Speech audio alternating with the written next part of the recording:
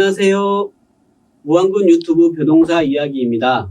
벼농사 이야기 그 6번째 시간에는 토양과 비료 관리에 대해 알려드리겠습니다. 여러분과 만나는 저는 무안군 농업기술센터 임종준입니다. 첫 번째로 토양에서 가장 중요한 유기물에 대해 알아보겠습니다. 유기물은 토양과 양분력을 크게 합니다. 즉 비료 성분을 저작하는 창고 구실을 한다는 것이죠.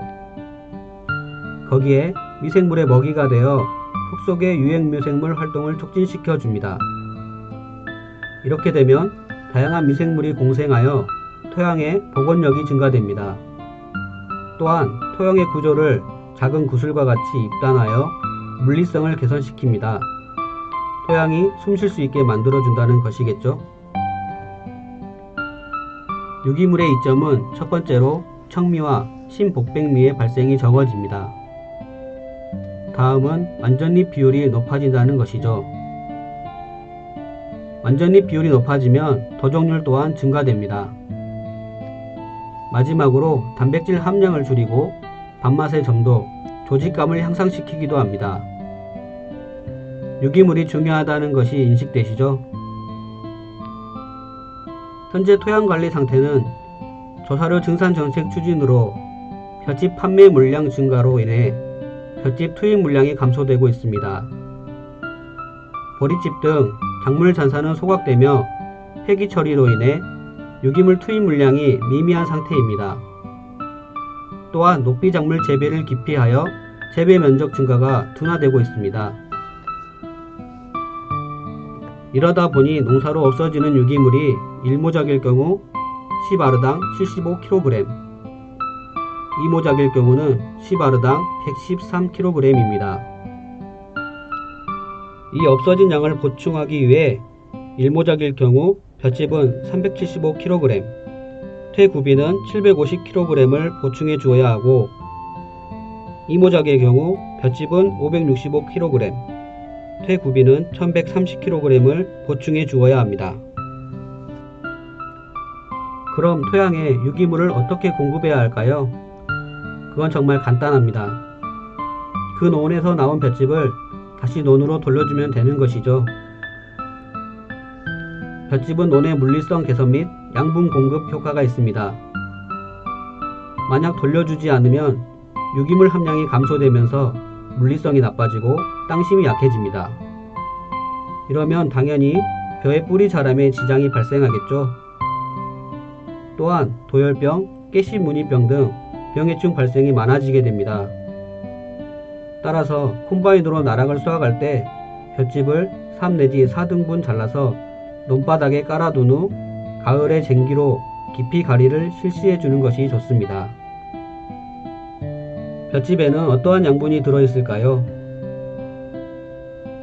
볏짚 600kg에는 질소가 4.3kg, 인산이 5.7kg, 칼리 20.4kg, 규산이 63kg, 유기물 174kg 등이 들어있습니다.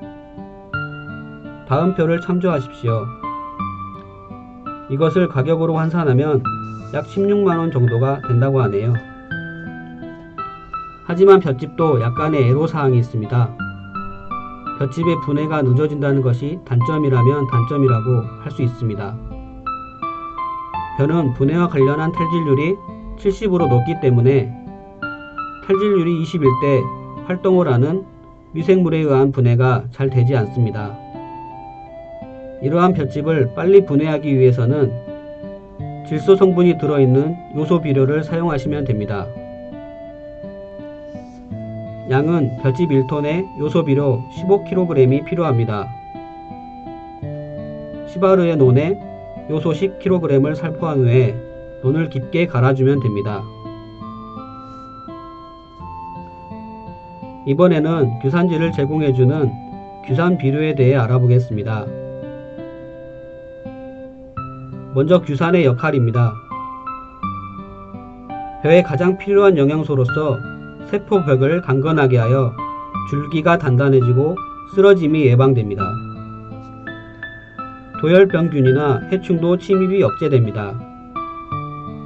이삭도열병의 경우에는 31%에서 6%로 감소시킵니다. 잎에 직립하여 햇빛을 잘 받아들여 동화량이 증가되고 체내 질소 함량 저절로 아밀로스와 단백질 함량을 낮추어줍니다. 그러면 규산을 언제, 어느 정도 주어야 할까요? 시바르 기준 200에서 250g으로 3년에 1회 정도입니다. 초벌가리 전에 주어 흙과 잘 혼합되게 하고 유기물을 잘 섞게 합니다. 늦어도 밑거름보다 2주일 빨리 주어야 합니다. 보통 3월경에 일찍 규산질 비료를, 4월에는 화학 비료를 줍니다. 사진처럼 규산질 비료는 수용성 입상과 수용성 액상이 있습니다. 수용성 구산은 석회 성분 없이 규산만 들어있으므로 질소 성분과 반응에 대한 걱정 없이 살포가 가능합니다. 다만 농약과 혼용하면 산염기 반응으로 인해 약해 우려가 있으므로 농약과 섞어서 사용하지 않아야 합니다. 벼의 표준 시비량입니다. 벼의 시바르당 표준 시비량은 질소 9kg, 인산 4.5kg, 칼륨 5.7kg입니다. 이것을 밑거름과 웃거름으로 두세 번 나누어 주거나 또는 밑거름으로 한 번만 주기도 합니다. 여기서 질소와 칼륨은 밑거름, 웃거름으로 나누어지지만 인산은 전량 밑거름으로만 주시면 됩니다. 특히 비료는 제품에 따라 성분 비율이 다르므로 사용량도 달라집니다. 질소를 주기 위해 요소, 유한을 주는데 질소 성분이 요소에는 46%, 유한에는 21% 들어있습니다. 다음은 시료 시비량 계산법입니다. 비료 필요량은 비료 성분율 나누기 필요 성분량입니다. 요소 46%, 즉 0.46 나누기 질소 9kg을 하면 요소는 19.6kg을, 유한 21%, 즉 0.21 나누기 질소 9kg을 하면 유한은 42.9kg을 시비해 주면 됩니다. 이삭거름은 이삭배기 25일에서 15일 전에 주면 됩니다. 다수확을 원하면 25일 전에, 고품질을 원하시면 15일 전입니다. 25일 전에 주시면 다수확이 가능하나 벼알이 다 여물지 못해 품질이 떨어질 수도 있습니다. 벼가 자라는 동안에 질소는 시바르당 9kg을 시비하는데 이중 밑거름으로는 6에서 7kg을, 이삭거름으로는 2에서 3kg을 주시면 됩니다. 밑거름으로 완효성 비료를 주셨다면 이삭거름은 주지 않으셔도 됩니다. 이삭거름은 맞춤비료, 복합비료, 단일비료를 선택 사용할 수 있습니다. 맞춤비료를 줄 경우에는 시바르당 15kg을, 복합비료는 시바르당 10 내지 12kg을 살포하시고 단일비료는 시바르당 요소 5kg, 염화가리 5kg을, 요소 대신 유한을 살포할 경우 2배인 10kg을 살포하시면 됩니다.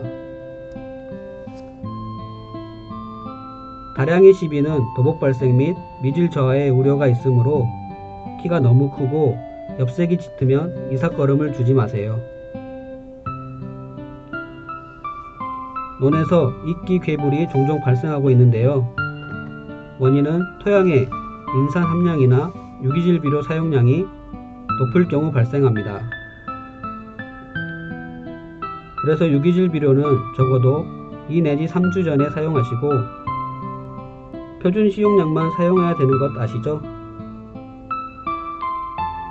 만약 이끼 괴물이 다량 발생하면 논에 물을 많이 대고 논물을 빼준 후 하루에서 이틀간 말려줍니다. 혹시 부족하면 한 번 더 반복해 주시면 됩니다. 이 시간에는 토양과 비료에 대해 알아보았습니다. 감사합니다.